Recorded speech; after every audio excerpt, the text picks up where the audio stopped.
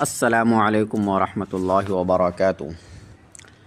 عام طور سے اہل حدیث حضرات یہ دھوکہ دینے کی کوشش کرتے ہیں کہ تقلید کا وجود جو ہے اس کا ثبوت یہ 1400 سال پہلے نہیں تھا، بلکہ پہلے جو ہے ڈائریکٹ لوگ قرآن و حدیث کو فالو کرتے تھے، ڈائریکٹ قرآن و حدیث سے ہی مسائل سمجھتے تھے، کوئی کسی کی تقلید نہیں کرتا تھا۔ تقلید یہ بعد میں ایجاد ہوئی اور یہ بات کی بدعت ہے۔ تو ہم ان سے یہ بتانا چاہتے ہیں کہ یہ 1400 سال پہلے سے اس کا ثبوت چلتا ہوا آ رہا ہے، اور میں نے کئی ویڈیو میں یہ بھی بتایا کہ صحابہ کرام کے زمانے میں ہی تقلید ہوتی تھی، بلکہ اللہ کے نبی صلی اللہ علیہ وسلم کے زمانے میں صحابہ ایک دوسرے کی تقلید کرتے تھے۔ اور آپ خود دیکھ لیجئے، حضرت معاذ بن جبل رضی اللہ تعالی عنہ کو جب اللہ کے نبی صلی اللہ علیہ وسلم نے یمن بھیجا تھا تو فرمایا تھا کہ تم کس سے فیصلہ کرو گے؟ انہوں نے کہا میں قرآن سے، قرآن میں نہ ملے تو حدیث سے، حدیث میں نہ ملے تو میں اپنے رائے سے اجتہاد کروں گا۔ ظاہر سی بات ہے، فروعی مسائل میں اجتہاد کرنا اور لوگوں کا ان کی بات مان لینا یہی تقلید ہے۔ اس پر اللہ کے نبی صلی اللہ علیہ وسلم نے ان کی تعریف فرمائی تھی۔ تو کہنے کا مطلب یہ کہ اللہ کے نبی نے یہ نہیں فرمایا کہ نہیں جو تم کو نہ ملے تو اس کے بارے میں کچھ کہنا نہیں، خاموشی اختیار کرنا، میں یہاں موجود ہوں، میرے پاس کسی کو بھیجنا، میں پھر وہ مسئلہ بتاؤں گا، پھر جا کے جو ہے عوام کو بتانا، ایسا نہیں کہا، بلکہ یہ فرمایا کہ ہاں اجتہاد کرو گے، فروعی مسائل میں، اجتہادی مسائل میں چلے گا۔ اس پر اللہ کے نبی نے ان کی تعریف کی۔ اور ظاہر سی بات ہے، یمن کے لوگوں کو جب وہ بتائیں گے تو یمن کے لوگ تو اللہ کے حضرت معاذ بن جبل کی پیروی کریں گے اور ان سے مطالبہ دلیل کا نہیں کریں گے۔ ظاہر سی بات ہے، ان کو اعتماد ہوگا کہ یہ صحابی رسول ہیں، اور صحابی رسول ہیں تو یہ جو بھی بات بتائیں گے قرآن و حدیث کی روشنی میں بتائیں گے، قرآن و حدیث سے مسائل نکال کر بتلائیں گے۔ تو یہی کیا ہے؟ تقلید ہے۔ اسی طریقے سے اور بھی بہت سے مسائل میں صحابہ ایک دوسرے کی تقلید کرتے تھے، جیسے کہ مدینے میں حضرت زید بن ثابت رضی اللہ عنہ کی تقلید مدینے کے لوگ کیا کرتے تھے، اور ان سے دلائل پوچھے بغیر مسائل پوچھا کرتے تھے، اور اس کے بارے میں بھی میں ویڈیو بنا چکا ہوں۔ اور اسی کا نام کیا ہے؟ تقلید ہے، یعنی کسی پر اعتماد کہ بھائی یہ قرآن و حدیث سے ہی مسئلہ بتائے گا، اس کے علاوہ کہیں اور سے مسئلہ نہیں بتائے گا، یہی کیا ہے؟ تقلید ہے۔ اب دیکھیے، پہلی صدی امام اعظم ابو حنیفہ رحمۃ اللہ علیہ پہلی صدی میں پیدا ہو چکے تھے، اور ان کے جو شاگرد ہیں امام محمد رحمۃ اللہ علیہ، امام ابو یوسف رحمۃ اللہ علیہ، یہ حضرات بھی پیدا ہو چکے تھے۔ پہلی صدی یا دوسری صدی کے یہ لوگ کیا ہیں؟ امام ہیں، اور لوگ ان سے مسائل پوچھا کرتے تھے اور یہ مسائل بتایا کرتے تھے بلا دلیل، اور لوگ ان پر اعتماد کرتے تھے۔ یعنی یہ لوگ کیا کہتے ہیں اہل حدیث حضرات کے امام اعظم حنیفہ نے حکم نہیں دیا تقلید کا، امام محمد نے حکم نہیں دیا تقلید کا۔ ارے بھائی، حکم دینے کی ضرورت ہی نہیں ہے، انہوں نے جو مسائل لکھے اور مسائل کو انہوں نے بلا دلیل کتابوں میں جمع کیا، تو ظاہر سی بات ہے اسی وجہ سے جمع کیا نا کہ لوگ ان مسائل کو پڑھیں گے، اور ان کے زمانے میں جب ان سے کوئی مسائل پوچھنے کے لیے آیا کرتے تھے تو وہ ان مسائل کا جواب بلا دلیل دیتے تھے، کبھی دلیل سے دیتے تھے، کبھی بلا دلیل دیتے تھے۔ لوگ ان کو فالو کرتے تھے ان کے زمانے میں، اور اس کے اوپر مستقل کتابیں ہیں کہ ان کے زمانے میں لوگ ان سے مسائل پوچھا کرتے تھے، ان کو فالو کرتے تھے، اور یہ ان کے زمانے سے تقلید چلتی ہوئی آ رہی ہے۔ اجماع بعد میں ہوا ہے، چاروں ائمہ کی تقلید پر اجماع بعد میں ہوا، لیکن چاروں امام کی تقلید ان کے زمانے سے شروع ہے۔ اسی طریقے سے تیسری صدی ہجری کے امام احمد بن حنبل رحمۃ اللہ علیہ طبقات الحنابلہ صفحہ نمبر 31 پر لکھا ہے کہ جو شخص یہ گمان رکھے کہ تقلید کوئی چیز نہیں ہے تو یہ قول اللہ و رسول کے نزدیک ایک فاسق کا قول ہے۔ وہ شخص اپنے اس قول کے ذریعے سے اثر یعنی اقوال و احادیث صحابہ و تابعین کو باطل کرنے کا ارادہ رکھتا ہے، اور علم و سنت کو معطل کرنے کا ارادہ رکھتا ہے، اور اپنی رائے سے تفرد، کلام، بدعت اور مخالفت کرنا چاہتا ہے۔ تو سوچئے، یہ امام احمد بن حنبل رحمۃ اللہ علیہ کے بارے میں طبقات الحنابلہ بھی لکھا ہے۔ چوتھی صدی ہجری میں امام ابو بکر جساس رحمۃ اللہ علیہ، یہ چوتھی صدی ہجری کے امام ہیں، یہ فرماتے ہیں احکام القرآن کے اندر کہ نئے پیش آمدہ مسائل پر عامی پر علماء کی تقلید واجب ہے، یعنی عام لوگوں پر علماء کی تقلید کیا ہے؟ واجب ہے۔ پانچویں صدی ہجری میں امام ابراہیم سرخسی رحمۃ اللہ علیہ، جن کی وفات 438 ہجری میں ہوتی ہے، یہ فرماتے کہ دور اول کے بعد ائمہ اربعہ کے سوا کسی کی تقلید جائز نہیں ہے۔ الفتوحات الوہبیہ، اسی طریقے سے امام خطیب بغدادی رحمۃ اللہ علیہ، جن کی وفات 463 ہجری میں ہوئی ہے، وہ فرماتے کہ ہم ان فروعی مسائل میں عوام کو تقلید سے روکے تو پھر ہر کسی پر پورے دین کی تعلیم ضروری ہو جائے گی۔ ظاہر سی بات ہے، اگر فروعی مسائل میں کوئی اماموں کی تقلید نہیں کرے گا تو اسے مکمل نئے سرے سے پورا علم حاصل کرنا ضروری ہو جائے گا۔ اس سے ہر کسی کے لیے ضروری ٹھہرانے میں دیگر امور معاش، کھیتی باڑی اور مال مواشی سب برباد ہو جائیں گے۔ ظاہر سی بات ہے، ہر آدمی مکمل قرآن و حدیث کا علم حاصل نہیں کر سکتا ہے۔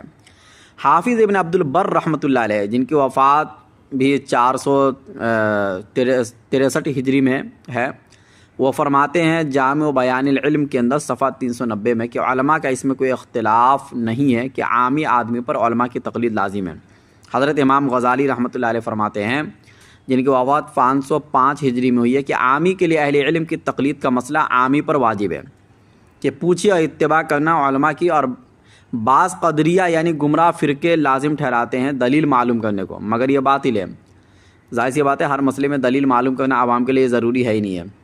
6 صدی ہجری میں محمد بن عمر بن الحسن بن حسین التیمی امام رازی رحمۃ اللہ علیہ، جن کی وفات 606 ہجری میں ہے، وہ فرماتے تفسیر کبیر کے اندر جلد 3 صفحہ 372 میں کہ نئے پیش آمدہ مسائل پر عامی پر علماء کی تقلید واجب ہے۔ اچھا، اسی طریقے سے اور بھی دوسرے ائمہ جیسے شیخ عبد القادر جیلانی رحمۃ اللہ علیہ، جن کی وفات 561 ہجری میں ہوئی ہے، وہ امام احمد بن حنبل رحمۃ اللہ علیہ کے بارے میں فرماتے کہ اللہ تعالی ہمیں اصول و فروع میں انہی کے مذہب پر موت عطا کرے۔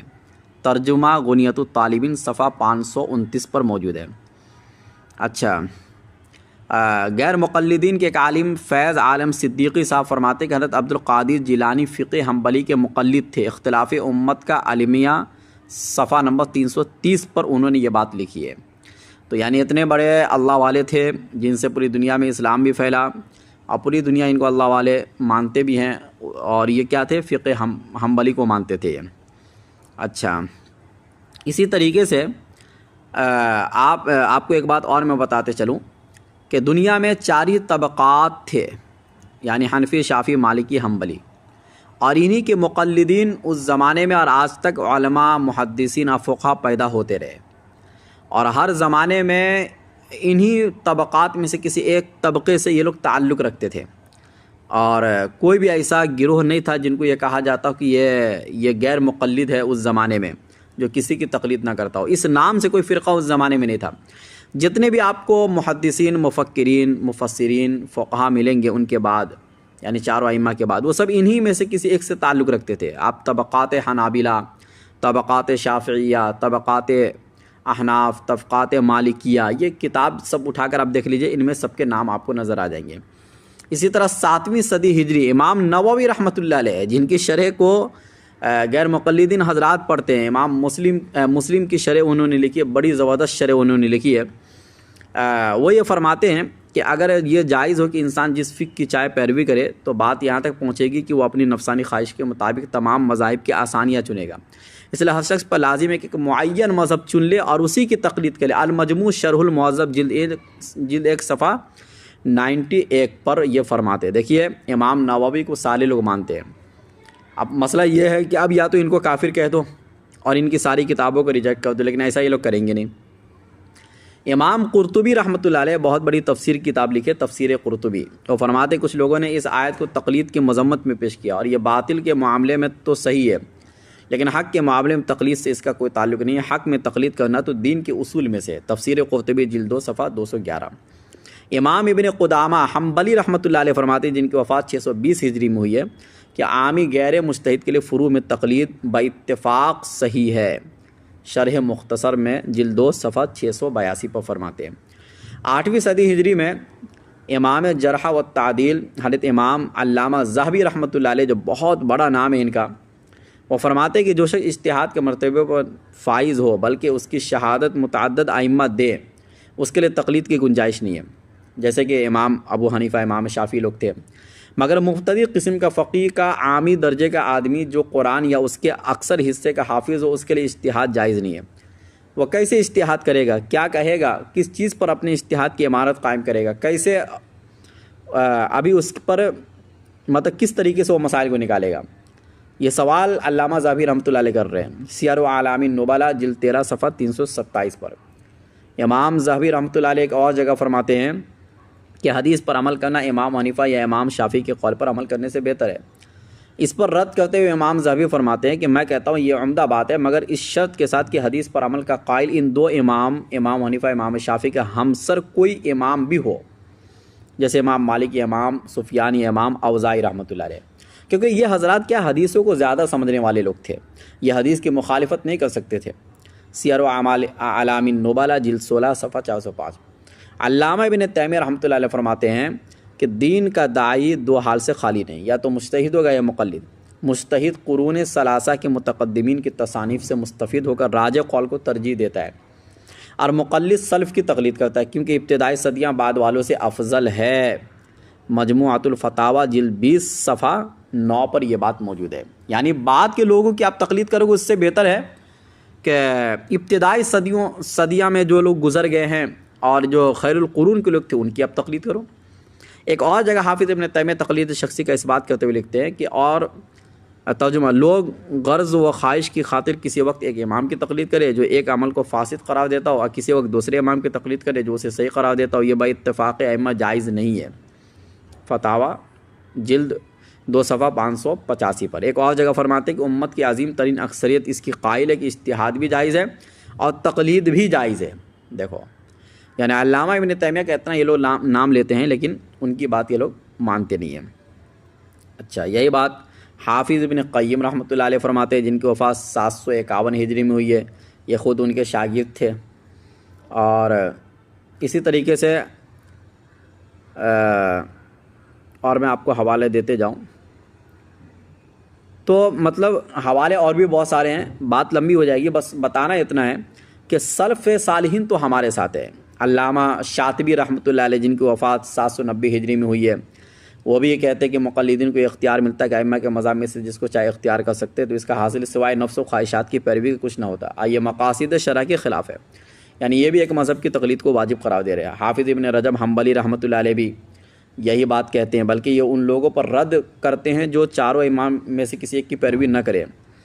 اور اسی طریقے سے امام ابن حمام رحمۃ اللہ علیہ جن کی وفات 861 ہجری میں، یہ فقہ حنفی کے بہت بڑے امام بھی گزرے ہیں، یہ بھی چاروں امام میں سے کسی ایک کی تقلید کو ضروری قرار دیتے ہیں۔ علامہ جلال الدین سیوطی رحمۃ اللہ علیہ جن کی وفات 911 ہجری میں ہوئی ہے، یہ خود شافعی تھے، اور یہ فرماتے ہیں کہ عوام کو تقلید سے روکنا ممکن نہیں، اس لیے کہ عوام کے لیے تقلید کے جائز ہونے پر اجماع ہو چکا ہے۔ کتاب الرد علی من اخلد الی الاوز، یہ کتاب انہوں نے لکھی ہے۔ اور اسی طریقے سے علامہ بن حجر حیتمی مکی رحمۃ اللہ علیہ وہ بھی کہتے ہیں کہ چار امام میں سے چار امام کے علاوہ کسی اور کی تقلید یہ جائز نہیں ہے ہمارے زمانے میں۔ امام شعرانی رحمۃ اللہ علیہ بھی تقلید کو ضروری قرار دیتے ہیں۔ علامہ مناوی رحمۃ اللہ علیہ بھی تقلید کو ضروری قرار دیتے ہیں۔ شیخ عبدالحق محدث دہلوی رحمۃ اللہ علیہ بھی اسی طریقے سے، اور حضرت شاہ ولی اللہ محدث دہلوی رحمۃ اللہ علیہ خود فقہ حنفی کی تقلید کیا کرتے تھے اور تقلید کو بھی ضروری قرار دیتے تھے۔ چنانچہ وہ فرماتے کہ حضرات صحابہ کے زمانے سے لے کر مذاہب اربعہ کے ظہور تک لوگ علماء کرام میں سے جس کا بھی اتفاق ہوتا برابر تقلید کرتے رہے۔ اب اگر کسی قابل اعتبار انکار کے یہ کارروائی ہوتی رہے، اگر تقلید باطل ہوتی تو وہ حضرات ضرور اس کا انکار فرماتے۔ سمجھ گئے؟ حضرت محمد بن عبد الوہاب رحمۃ اللہ علیہ جو اہل حدیث کے یہاں بہت بڑے شمار کیے جاتے ہیں، انہوں نے بھی تقلید کو ضروری قرار دیا ہے، اور میں نے اس کا ذکر جو ہے کچھ ویڈیو میں بھی کیا ہوں کہ ان کے یہاں بھی تقلید ضروری ہے۔ یہ خود فقہ حنبلی کے ماننے والے تھے، یہ خود جو ہے محمد بن عبد الوہاب کو بھی چند غیر مقلدین اپنی طرف کھینچتے پھرتے ہیں، جبکہ خود ان کے ایک بڑے عالم ابراہیم سیالکوٹی صاحب لکھتے ہیں کہ محمد بن عبد الوہاب جو کہ حنبلی مذہب کے مقلد تھے۔ اب بتائیے، یعنی جن کو اپنی طرف یہ لوگ کھینچتے وہ لوگ خود کیا ہے؟ مقلد تھے۔ علامہ آلوسی رحمۃ اللہ علیہ جو بہت بڑی تفسیر کتاب لکھی ہے، یہ خود کیا ہے؟ مقلد تھے، تقلید کو ضروری قرار دیتے تھے۔ مفسر قرآن امام ساوی رحمۃ اللہ علیہ، اسماعیل شہید رحمۃ اللہ علیہ، اور اسی طریقے سے علامہ عبدالعزیز رحمۃ اللہ علیہ، شیخ محمد بن صالح العثیمین رحمۃ اللہ علیہ جو عرب کے بہت بڑے عالم تھے، وہ خود تقلید کو ضروری قرار دیتے، ان کے فتاوی میں یہ بات موجود ہے۔ مولانا شریف علی تھانوی رحمۃ اللہ علیہ، اور اسی طریقے سے رشید احمد گنگوہی رحمۃ اللہ علیہ، سارے لوگ جو ہے مقلد تھے اور تقلید کو یہ لوگ ضروری قرار دیا کرتے تھے۔ تو خلاصہ کلام یہ نکلا کہ سلف صالحین سے آج تک امت نے تقلید ہی کیا ہے، لوگوں کو تقلید ہی کا حکم دیا ہے۔ اب یہ حضرات کہاں سے آیا، کہاں سے انہوں نے مسائل نکالے، یہ ہمیں نہیں معلوم، اور یہ کون سے سلف کو مانتے یہ ہمیں نہیں معلوم۔ ہو سکتا ہے ان کے سلف کچھ اور ہوں، کچھ الگ لوگ ہوں، یہود و نصارہ تو ہو سکتے ہیں، لیکن مسلمان ان کے سلف نہیں ہو سکتے۔ سلف صالحین سے ان کے مسائل ملتے جلتے بھی نہیں ہیں۔ سلف صالحین کا جن مسائل پہ اجماع ہوتا ہے ان سے یہ لوگ اختلاف کرتے ہیں۔ تو اللہ تعالی ہمیں سمجھنے کی توفیق نصیب فرمائے، واللہ اعلم بالصواب۔